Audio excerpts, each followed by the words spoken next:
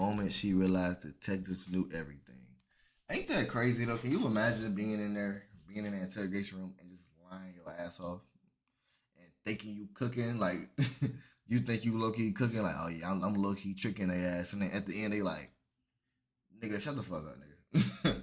We got you on video. You going to jail for about 30, 40. I'd be like, bitch. In this video, we'll be diving into a case that shook the city of Cleveland to its core. What makes this case extraordinary is the complex investigation that took place following the murder. But to fully understand exactly how this killer was caught, we have to start from the very beginning. On November 3rd, 2013, at exactly 8:35 p.m., the Cleveland Police Department received a chilling 911 call. 911, do you need police fire?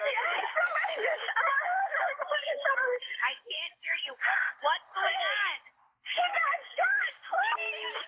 Who got shot? My husband, please!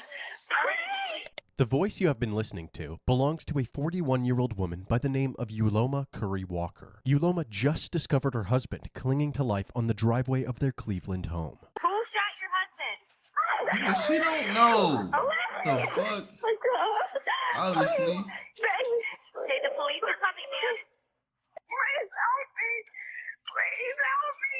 Ma'am, police are coming and EMS is coming, okay? They're en route. Okay, stay right here. Don't move. Don't move, baby. Don't move. Please don't move. First responders were dispatched, and within minutes, officers arrived at the Walker residence on Lamson Road. As they approached Yuloma on her driveway, authorities realized that they knew this couple. The victim was actually fellow first responder and lieutenant of the fire department, 45-year-old William. He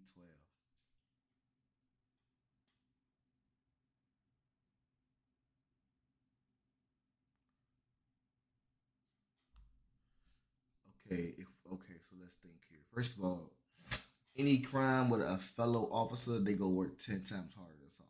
So he about to get 110 since today. Second, the video is called the moment she realized the detectives knew everything. She as in the wife? Or am I reaching? Am I reaching? Am I reaching?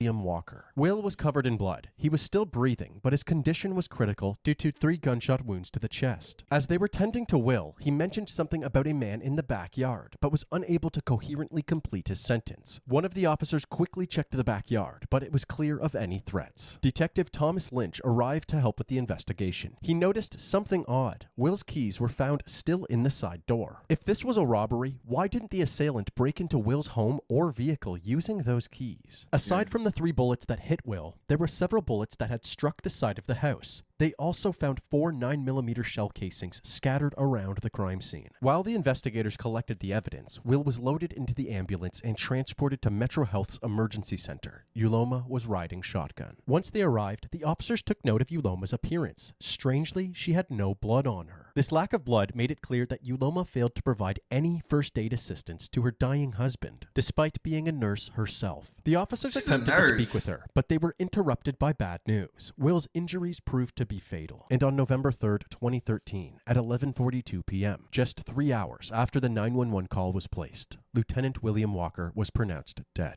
Hey, RP Will, man. RP Will, man.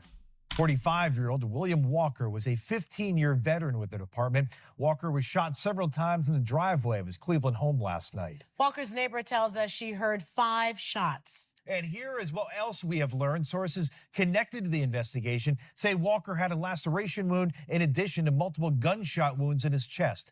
He died at Metro Health Medical Center. Walker's colleagues say he leaves behind a wife and 2 children. Following Will's death, the police brought Yuloma into the station for further questioning. So the reason we asked you to come down is because we never really got a chance to talk with you about, your Will's life together. Yuloma and Will met back in 2005. They instantly felt a connection. They were both single parents, each having 2 children from previous marriages. And they both had similar social circles due to their professions, Yuloma as a nurse and Will as a firefighter. In early 2013, Yuloma was diagnosed with breast cancer. This pushed the couple to finally get married, partially so Yuloma would be covered under Will's insurance benefits. William was just a great person.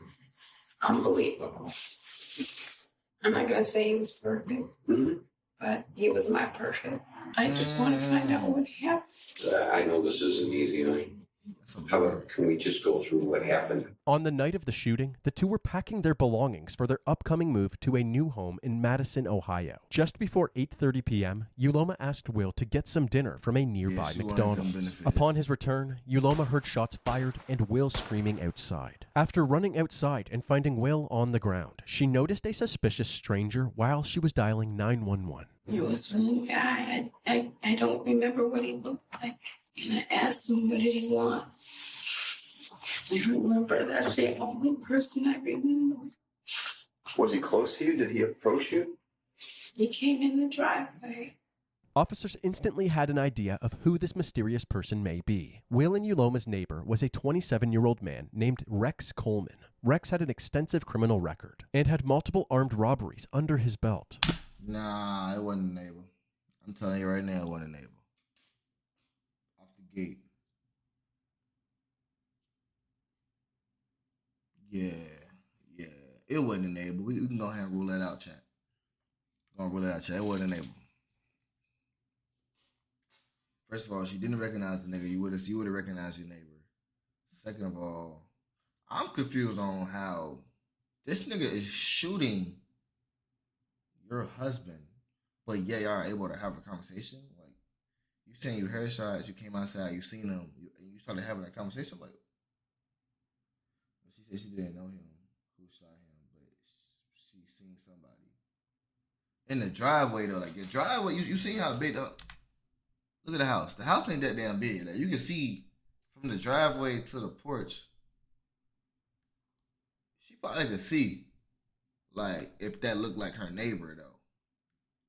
Coleman. Rex had an extensive criminal record and had multiple armed robberies under his belt. He also owned an auto dealership that Will was in the process of purchasing 2 vehicles from. However, after paying $10,000 for one of them, the vehicle never arrived. The detectives asked Uloma if this conflict ever led to a confrontation between Rex and Will. She said no. However, there was a heated altercation between Will and some of Rex's acquaintances. There was no physical altercation or anything, just yelling and screaming. We were yelling and screaming.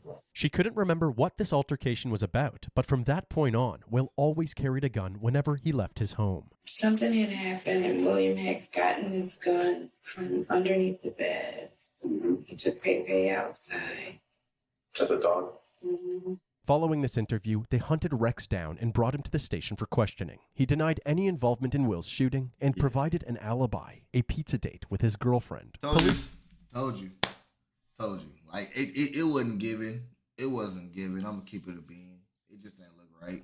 Police were able to confirm this alibi, and nothing suspicious was found while looking through Rex's phone. Therefore, Rex Coleman was ruled out as a suspect. This lead didn't pan out, but it wasn't long before detectives had another name on their radar. After setting up an anonymous tip line, the police received multiple tips telling them to look into somebody named Chad. However, they provided no last name, no address, nothing, just the name Chad. The investigators reached out to Uloma and asked her if she knew anybody by that name. She said that her daughter Jackie actually had a boyfriend named Chad, and that the two were at Chad's mom's house on the night of the shooting. When speaking with Jackie, the detectives found it odd that she also wouldn't provide Chad's last name, but they were easily able to track this information down. His name was Chad Paget. The detectives spoke to all 3 of them, Uloma, Jackie, and Chad, about Chad's religion. So is the she in the title the daughter?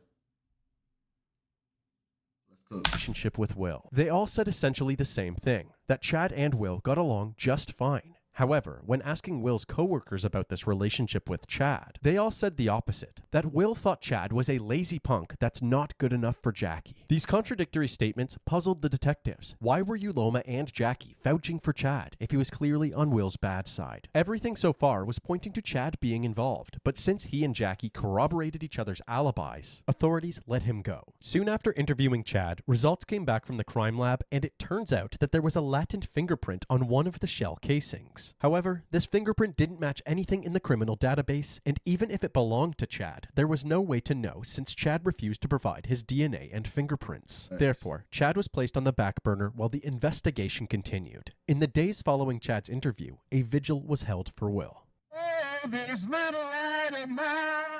RP Will, man. Hundreds packed Lamson Avenue for a candlelight vigil for Cleveland firefighter Lieutenant William Walker. Heavenly Father, we just ask that you watch over his family in this particular time of need. He was a great firefighter, great paramedic. He represented us well. And I could tell you this, that I'm a better man for having known Will Walker. I'm really emotional right now, but I just want to thank everyone for coming out to support my brother. He would gladly, and I know he's gladly appreciating this right now. Thank you. I love you, Will. I put my life on the line for the fire department. I've never done the things that he's done for this community. And somebody know what happened. And they're listening right now. So you will be caught. Not long after, there was suspicions. also a memorial held by Will's she got fellow suspicions. firefighters to honor his memory before he was laid to rest. Not a single person had a bad word to say about Lieutenant William Walker. Just about an hour ago, he was let out by a procession of firefighters with his casket as they came out of public auditorium.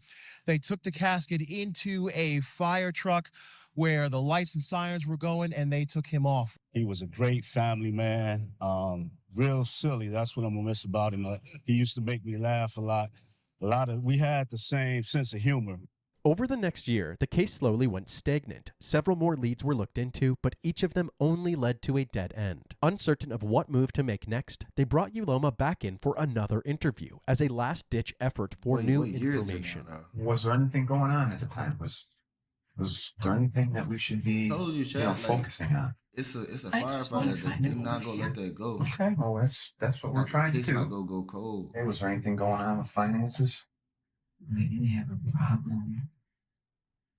How's your health been? Your health all right? I've been to the doctor. Yes, no problem.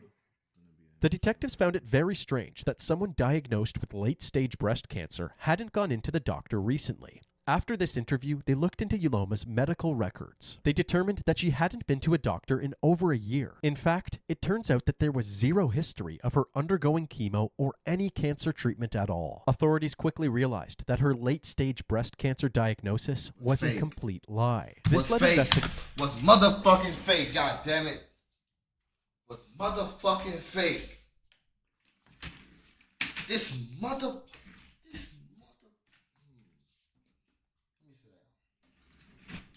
Let me sit down.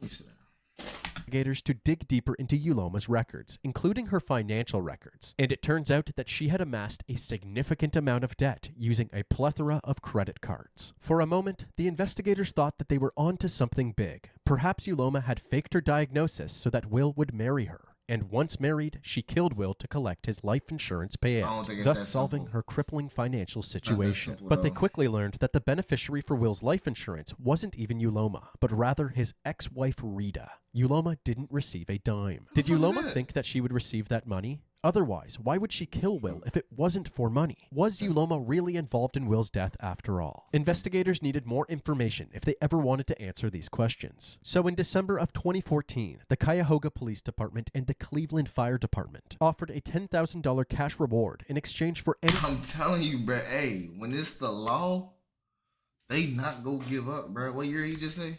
Department and the Cleveland answer these questions. So in December of 2014, the Cuyahoga Police Department and the Cleveland Fire Department offered a $10,000 cash reward in exchange for any information about Will's murder that leads to an arrest.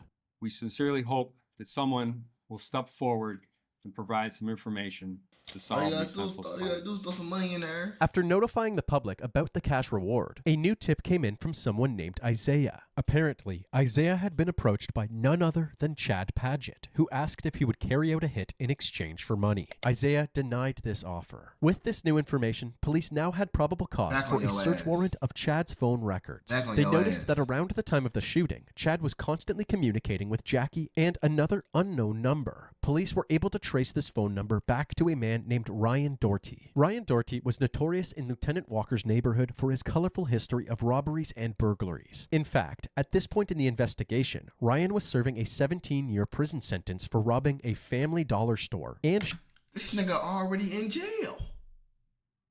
shooting a cashier in the stomach, less than 3 weeks after Will was killed. Officers wanted to build as strong of a case as possible before moving in on any suspects, so they obtained search warrants for Jackie, Ryan, and Uloma's phone records as well. They then worked with the FBI to create a clear map showing the exact location of these cell phones throughout the night of the shooting, and the exact times that they were communicating with each other. It revealed that right before the time of the shooting, Chad and Ryan had made their way from the west side of Cleveland, where Chad's mom's residence is, to the east side of Cleveland, directly toward the Walker residence. And at 8:30 p.m., Chad sent a text to a group chat that included him, Jackie, and Uloma. The text read, "We got a body." The evidence was beginning to paint a very clear picture of how this crime was executed, so Chad was detained and brought down to the station for questioning.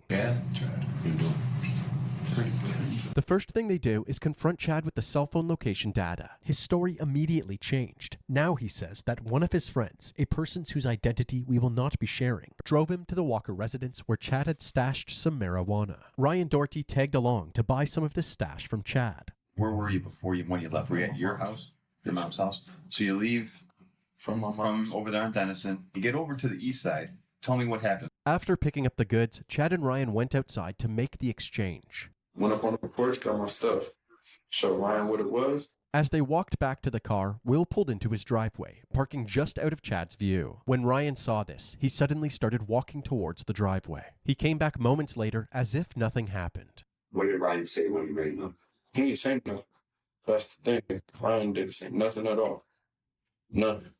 It was just when I walked down the street, he told me, he's like, bro, I got you. You ain't gonna say nothing. I'm like, no, I truly did not know. You didn't hear any gunshots? No. And I know the sounds of gunshots. Chad says that he only found out about Lieutenant Walker's murder later that night. On the porch, I see Jackie sitting there crying and everything, and she told me, like, look, guess Will's dead. I'm like, what you mean? That's when 2 and 2 got in my head. Me too. While telling this story, Chad didn't realize that the detectives knew about the "We Got a Body" text. They gave him one last chance to fess up. This could be an opportunity for you to determine kind of like your fate from here on out. I don't have nothing to do with this stuff. Okay. Since Chad continued to be untruthful, the detectives decided that they had had enough. Bag murder. It's gonna be both. Rag murder. Didn't do nothing though, like for real. Okay. I really did not do nothing. Stand up. You probably didn't go quite how you anticipated, right? I never even did nothing. Following this interview, Chad Padgett was charged for the murder of Lieutenant William Walker. His DNA samples and fingerprints were finally collected. The fingerprints were then compared to the ones found on the shell case at the crime scene. It was a match, suggesting that Chad was the one who loaded the gun. After being thrown in jail for a few days, Chad's mother contacted the detectives, saying that Chad wanted to speak with Dumbasses, bro. Hey, if you ever, bro, everybody know you don't touch bullets with your fingers. Like, bro.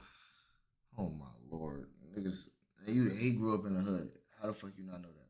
them again. He was ready to tell the full truth. Wherever you feel comfortable, start.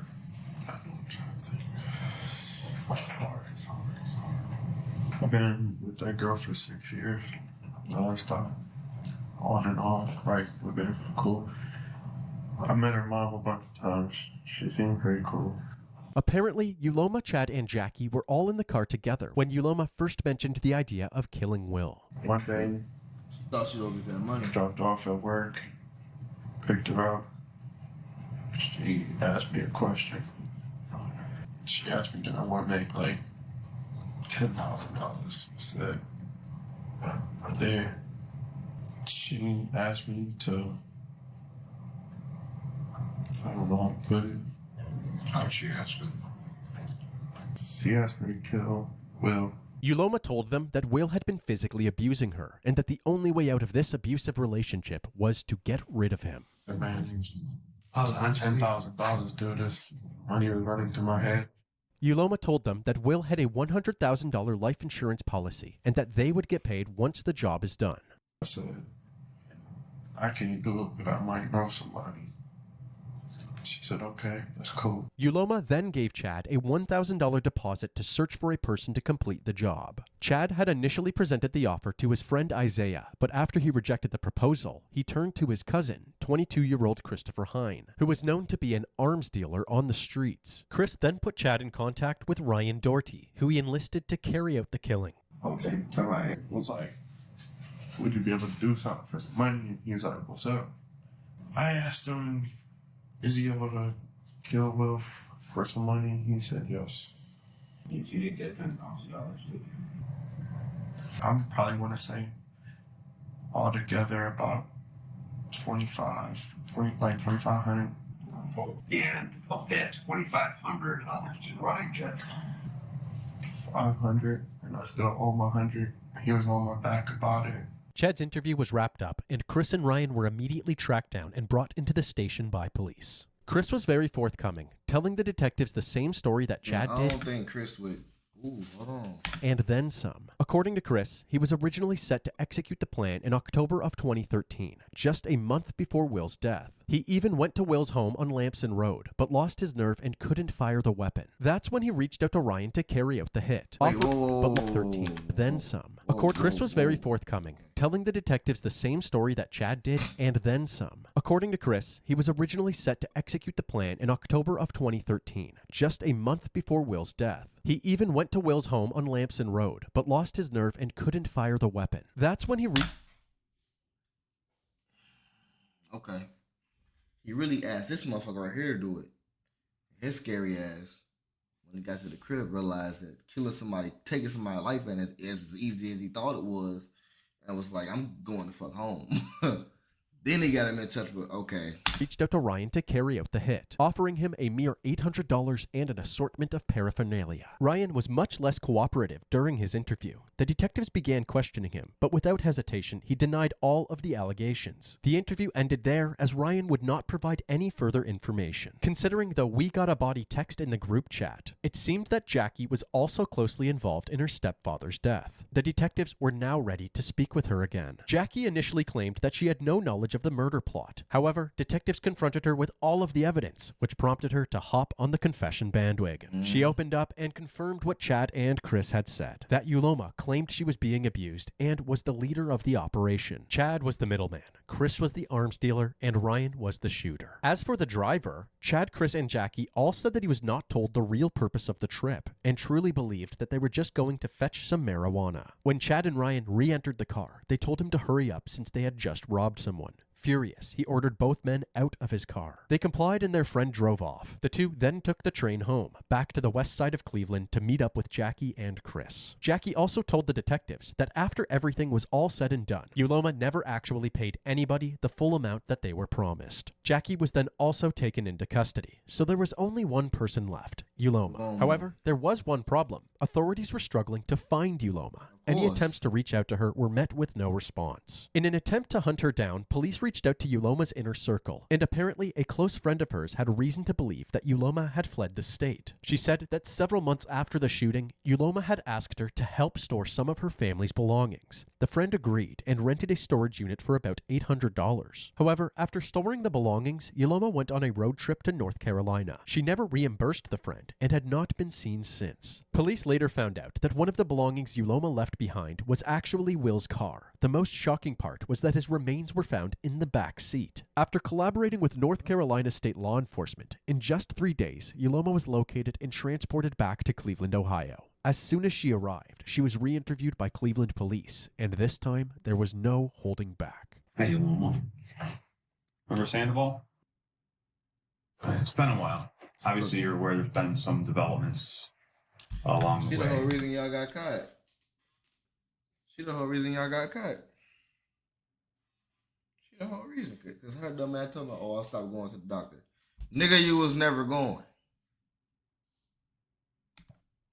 You are a person that we consider involved in the murder of William Walker. It is considered an aggravated murder case because it was planned. At this time, do you care to make any statements about our investigation into the murder of William Walker? Not with an attorney. Okay. With Uloma being uncooperative, she was swiftly arrested. Her and her 4 co-conspirators were all charged with aggravated murder, conspiracy to commit murder, and 2 counts of felonious assault. During their arraignments, each person pled not guilty and was assigned a $1 million bond. You wish to enter a not guilty plea. Not guilty plea is accepted. Bond is set $1 million.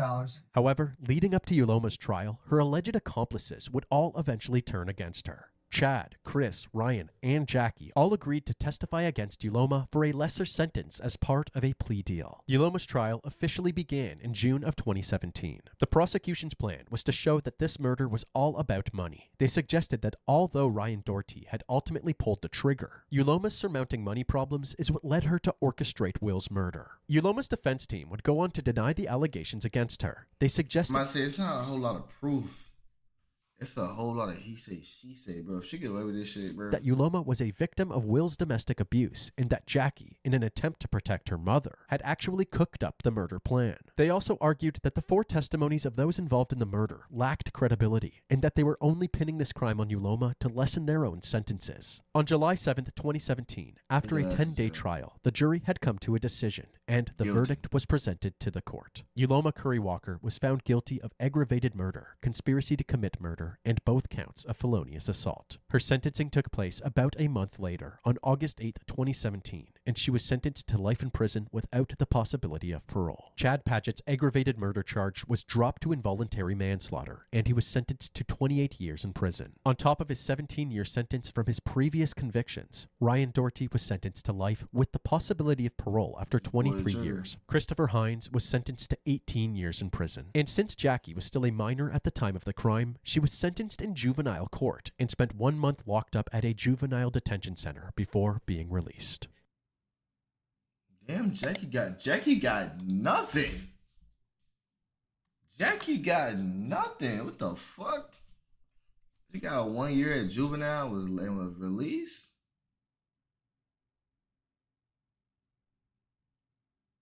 Oh nah, this shit get out of hand, bro. That shit crazy, chat.